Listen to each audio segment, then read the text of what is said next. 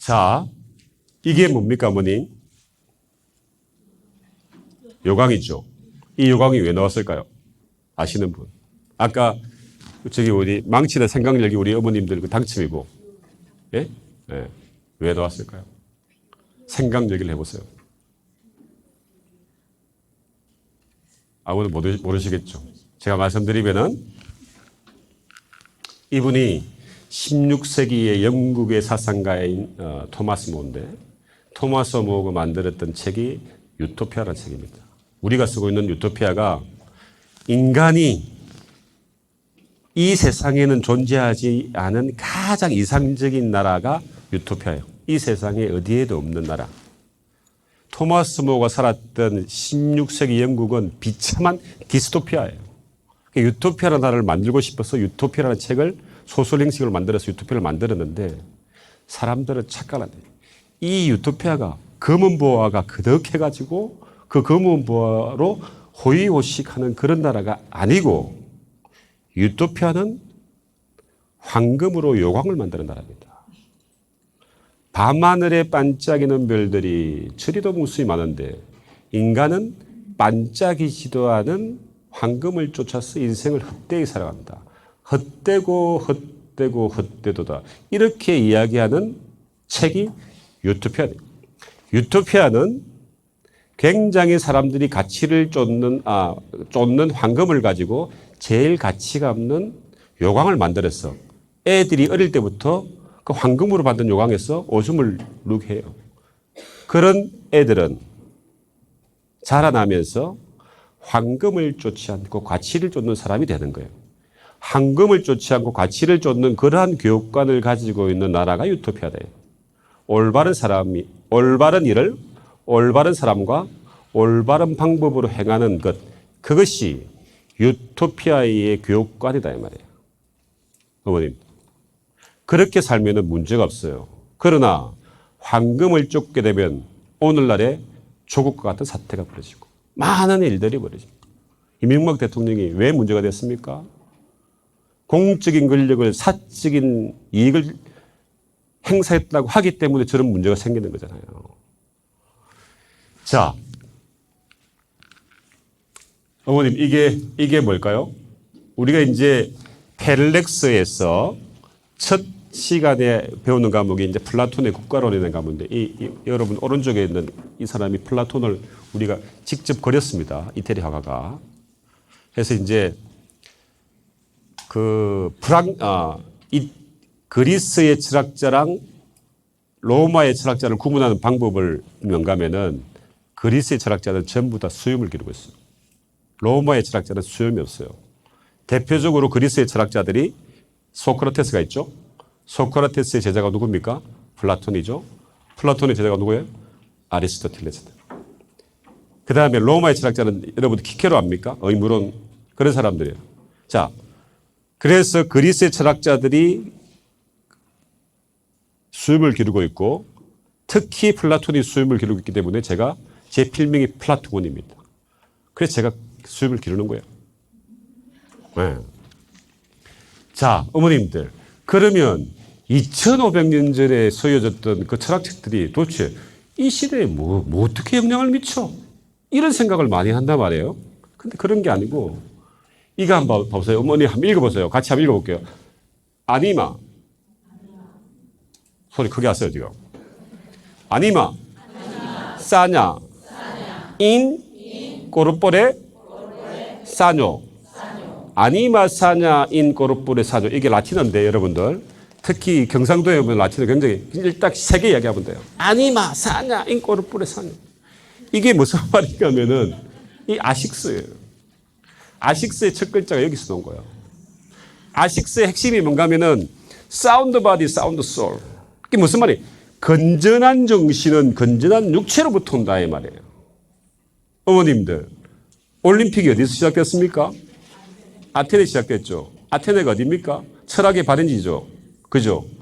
자, 철학을 공부하려고 하면은 몸이 튼튼해야 되기 때문에 고대 올림픽이 생겨난 거예요. 그 정신, 아니마 사냐 인 코르포레 사뇨라고 철학적인 사상을 이어받아서 만들어진 교육 시스템이 미국에 있는 보딩 스쿨이래요. 여러분들의 자녀들이 보딩스쿨 가면은 체육을 엄청 중시합니다. 거의 선수처럼, 그죠? 그런데 대한민국의 체육 시간에는 내일 시험 공부하고 있단 말이에요. 저도 그런 일 엄청나게 많이 했단 말이에요. 제가 집이 부산인데 우리 집 옆에 하야대는 부대라고 외국 부대가 있었는데 제가 어릴 때 아침만 되면은 군인이 있잖아요. 밤 팬티를 입고 막 뛰는 거예요. 제가 이해가 안 가는 거예요. 왜 저렇게 아침마다 정신없이 뛸까? 아니마 사냐 인꼬르뽀레 사냐. 이게 있는 거예요. 어머님들. 플라톤이 철학자죠. 플라톤이 청년 시절에 레슬링 선수였습니다. 레슬링 선수로 올림픽에 3번을 참가한 레슬링 선수입니다. 정신적인 사유를 하기 위해서는 반드시 육체적인 건강함이 있어야 된다고 하는 것들이 그리스 철학의 핵심이에요. 여러분들의 자녀들이 운동을 안 할 때, 야, 운동 좀 해, 임마. 뱃살 빠지게. 내가 왜 운동을 해야 돼요? 이럴 때, 아니마, 사냐, 인코르포레 사뇨. 이러면은 딱 해결이 된다, 어머니. 자, 이 페를렉스가 단순한 교육 프로그램이 아니고, 어머니 한번 보세요. 이 그림 아시는 분 손 들어보세요. 보신 분 손 들어보세요. 이 그림은 16세기의 르네상스 시대 때 천재 화가인 라파엘로라고 하는 화가가 그렸던 아테네 학당이라는 그림인데요. 여기에 있는 54명이 전부 다 철학자입니다. 여러분들, 여기에 지금 누군가는 앉아면서 뭔가 문제를 풀고 있죠. 이 사람이 누굴 것 같아요? 여기서도 문제를 풀고 있는데 피타고라스다 이 말이에요. 이 그림은 추상합니다. 무슨 말인가 하면은 위치, 표정, 그 다음에 색깔 이런 것들이 다 그 사람의 가지고 있는 사상을 의미를 하는 겁니다. 여기에 있는 모든 사람들이 철학자입니다. 여기에 있는 모든 사람들이 수학자입니다. 이 사람들의 가지고 있는 철학 사상들이 우리 인류의 지성사를 뒤흔들고 있는 거예요. 그 중심에 있는 사람, 이 사람이 바로 플라톤이다. 플라토나 옆에 있는 이 사람이 플라톤의 제자 아리스토텔레스다. 이 아리스토텔레스의 제자는 여기에 있는 알렉산더 대왕이다. 어머님. 그런데 이 54명의 철학자의 중심에 있는 플라톤과 아리스토텔레스의 손에 쥐고 있는 이 책이 에티카라는 책입니다. 에티카가 뭔가 하면은 윤리학 책이에요. 철학의 핵심이 윤리학입니다. justice. 정의란 무엇인가? 그러면 왜 철학이 정의를 물고 늘어지는가 하면은 제가 심심해가지고 우리 애가 고3인데 이런 말을 많이 합니다. 밥 먹다가. 영아, 야, 이 시점에서 왜 철학이 이 아빠를 유혹하는 것이야? 이런 이야기 굉장히 많이 해요. 근데 어느 날 제가 카톡을 딱 봤는데 얘의 카톡에 이런 이야기가 있더라고요. 왜 지금 이 시점에서 부처님이 어깨끈을 풀고 나를 유혹하는 것이지? 딱 이렇게 무슨 말인지 알겠습니까? 부처님이 어깨끈을 풀고 자, 중요한 것은 어머님들 철학에서 왜 이게 조스티스를 물고 늘어지는가 하면은 철학의 핵심은 결국은 유다모니아예요. 유다모니아. 그리스로 유다모니아가 뭔가 하면은 행복이에요. 그러니까 행복한 삶을 살기 위해서 우리가 인생이 태어났다고 이제 하는데 그 행복하기 위해서는 정의롭게 살아야 된다는 거예요. 여기서 말하는 정의의 justice의 definition은 공정한 분배를 말하는 거예요. 공정한 분배, 절차의 공정성 이 두 가지를 말합니다. 그러니까 그 공정한 분배는 권리와 의무의 균등이에요. 권리와 의무의 균등이 깨지면은 싸움이 생깁니다. 여러분들이 집에 가서 여러분들의 남편분하고도 권리와 의무의 균등이 정확하게 맞아야 돼요. 부인은 애를 열심히 잘 키우고 돈도 잘 버는데 남편이 비리비리하다. 그러면은 일단 권리와 의무의 균등이 깨지죠. 그러면 남편은 어떻게 됩니까? 열심히 일찍 와가지고 쓸고 닦고 닦아야 된단 말이에요. 그래야지 남자와 여자하고 권리와 의무의 균등이 생기는 거예요. 국가와 국민도 권리와 의무가 균등해야 됩니다. 국가는 국민한테 안전을 보장해주고 최적 생활할 수 있는 기반을 만들어줘야 되는 것이고 거기에 대한 대가로 국민은 국가에 세금도 내고 전쟁에 참여하고 시민의 권리를 다해야 되는 거예요. 그게 깨지면 그래서 국가가 국민을 탄압하기 시작하면은 국민은 국가한테 무슨 권리가 생깁니까?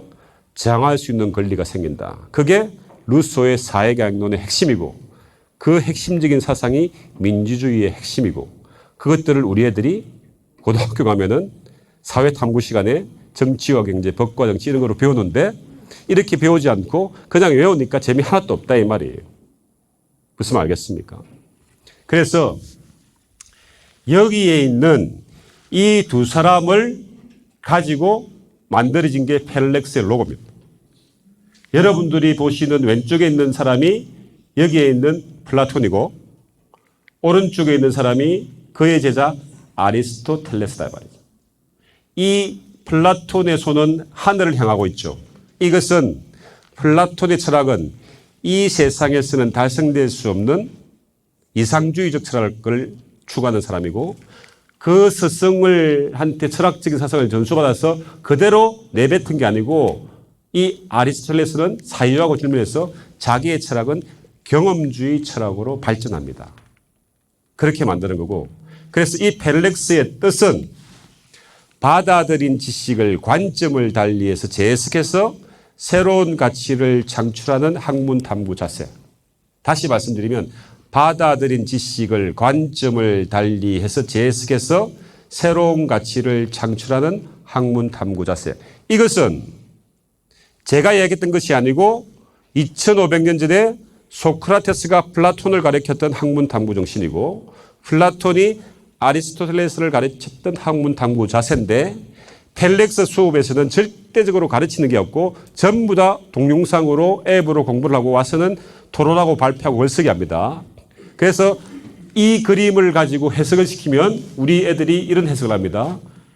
왼쪽에 있는 것은 우리 엄마고 오른쪽에 있는 것은 난데 둘이 손잡고 우리 엄마가 GMB 가기 싫은데 질질 끄집고 가서 간다. 이렇게 설명을 하는 거예요. 그죠? 창의적이죠. 자, 뒤에 있는 것들이 GMB 색깔이죠. 중앙에 있는 것들이 노란 색깔이 이성을 합니다. 머리에 해당하는 이성. 오른쪽에 있는 것들이 가슴에 해당하는 용기. 왼쪽에 있는 것들이 욕망을 의미합니다. 욕망 중에서도 필요한 욕망인 지혜를 의미합니다. 자, 중간에 있는 이성이 가슴에 해당하는 용기의 도움을 받아서 필요한 욕망인 지혜를 잘 자극해서 이 세상에 선한 영향력을 행사할 수 있는 인재를 만들고자 하는 것.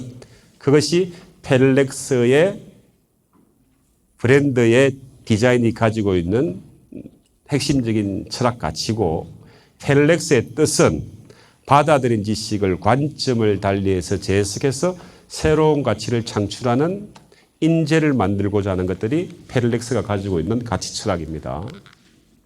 자, 이제 1부 시간 마쳤고요. 2부 시간에는 그러면 여기서 이제 한 가지가 지급됐어요. 대한민국의 교육이 문제가 있다는 것도 이해가 됐어요. 그리고 어떻게 바뀌어야 되는 것들도 이해가 됐어요. 중요한 것은 그러면 그것을 우리 교육 현장에서 우리 애들한테 어떻게 시스템화 시키고 적용화 시키는가가 굉장히 중요하죠. 그 이야기를 할 겁니다. 이 학습 방법을 통하면 우리 애들이 반에서 1등하고 학교에서 1등하고 그 다음에 수능에서 만점 받는 것도 어렵지 않습니다. 어렵지 않습니다, 어머님들. 우리 애들이 공부를 못하는 것들은 머리가 나빠서 공부를 못하는 게 아니에요. 너무 주입식으로 해서 창의적인 애들일수록 공부를 싫어해요.